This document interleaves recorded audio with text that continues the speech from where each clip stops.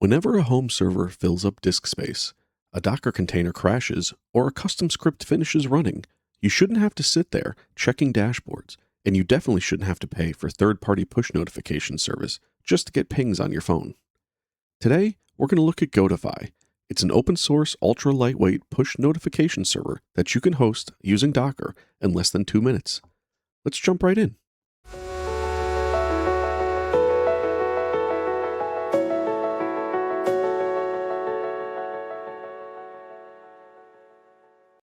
So here we are on my Ubuntu server. Docker's already installed. And if we take a look in this directory, we can see I already have a Docker Compose file ready to go. And if we take a quick look at it, there's nothing special here. We see it's just the GOTIFY image. It's the port that we're going to use, the password that's going to lock down GOTIFY, as well as the volume that we're going to keep all the data in. And I'll make sure to put this Compose file in the description so you can get it later.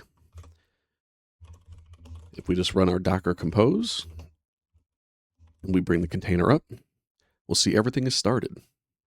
With the container running and a DNS name that I already pre-created, we can see I'm now at the login screen. So if I type in the password and hit login, here we are. We're inside the GOTIFY dashboard.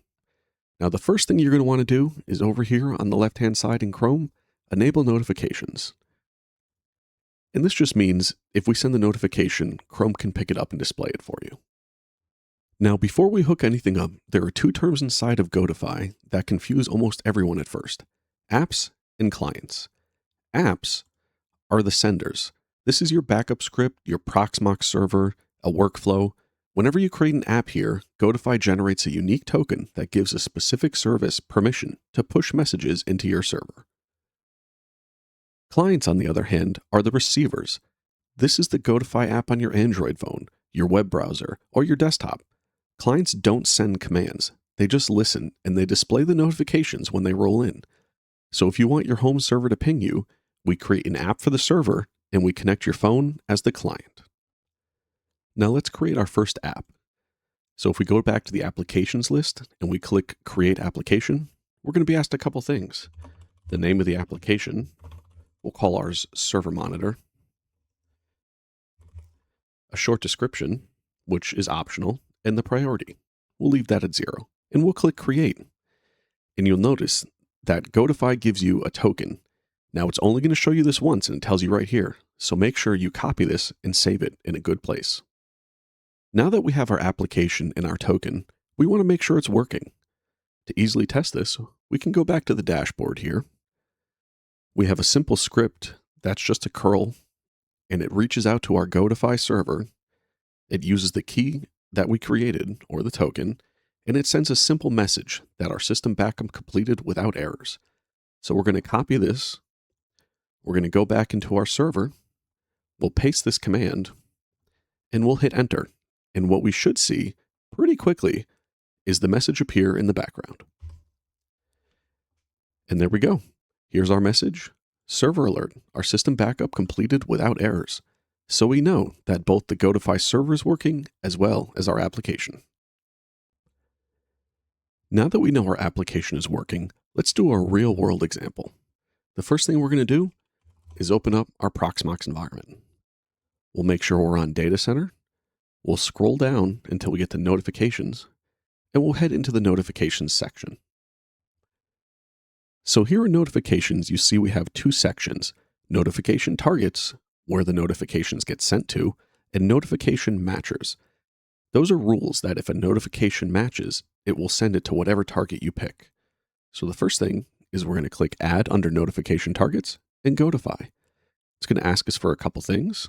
So we're going to name it GOTIFY Server, the server URL,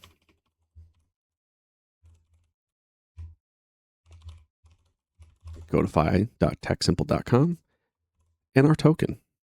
You can also add an optional comment if you want. And now we can see we have our GOTIFY server and notification targets. Now that we have our target configured, we have to make sure that any rules that match something get sent to said target. The easiest way to do this is change the default matcher. So if we click it, and then we click the Modify button, We go over to targets to notify, and we make sure we check the GOTIFY server, and you can uncheck the other parts if you like, and hit OK.